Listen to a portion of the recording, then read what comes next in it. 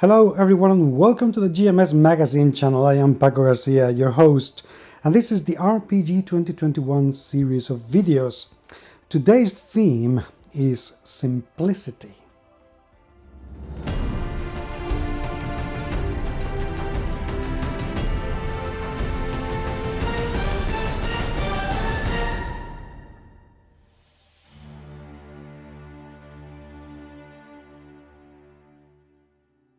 The RPG 2021 series of videos is an initiative that was started 8 years ago by Dave Chapman, who deserves all credits for this. And this initiative, we talk about role-playing games every single day during the month of August. And when I say we, I mean the plethora of people doing blog posts and more videos and podcast episodes and all sorts of things that you should check out, because there are some absolutely amazing people doing stuff out there right now. So, simplicity, I have fallen in love with it. When I was starting role-playing games all those years ago, in the late 80s, early 90s, I didn't care about simplicity. In fact, we had very few simple systems. MERP was a complex system with loads of tables. Rollmaster, what am I going to tell you about it? AD&D had a very weird system with THACO that is so dear to me, and part of me still misses it, but part of me doesn't.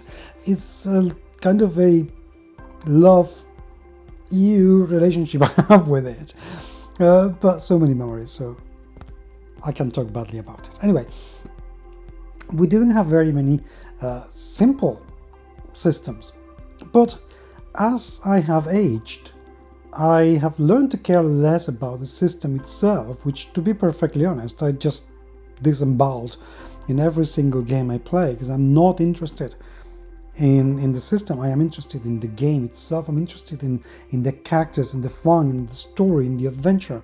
But I also like to make sure that I have a system to rely on that I can use as and when I need it.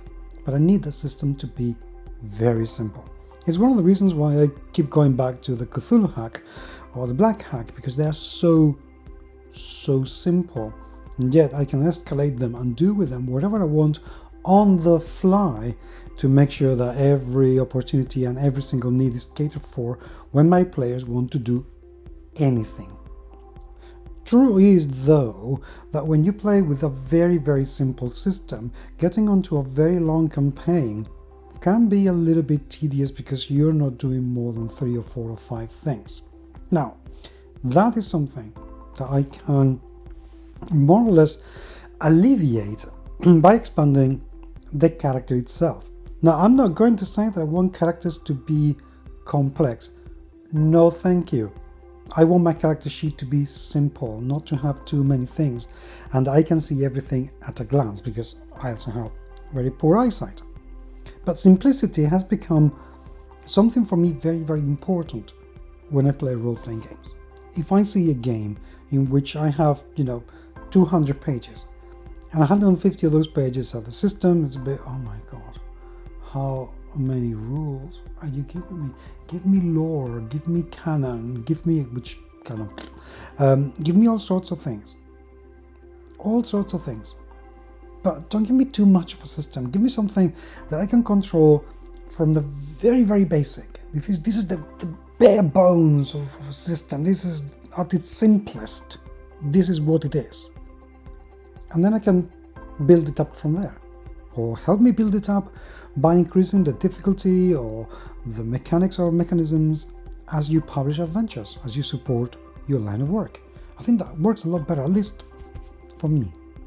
So simplicity, as far as I'm concerned, is likely to be something that I rely on for role-playing games, because I just don't have the mind I used to do to remember 150 rules with 20,000 different possibilities each. It's just not my thing anymore. I'll talk to you tomorrow.